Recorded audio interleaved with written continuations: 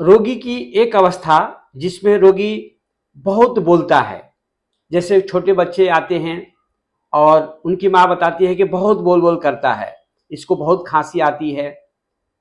तो जब हम ऑब्जर्व करते हैं तो देखते हैं कि रोगी की ये बोलने की अवस्था खांसी के बाद शुरू हुई है। लोक्वासिटी, कफिंग आफ्टर। और रोगी की माँ बताती है कि इसको दिन हो या रात खांसी बहुत आती है। जब खांसी आती है तो पसीने पसीने हो जाता है, श्वास नहीं ले पाता है। ऐसी अवस्था में जब हम उसको ड्रोसरा देते हैं तो ऐसे रोगी बहुत जल्दी ठीक हो जाते हैं। ऐसे रोगी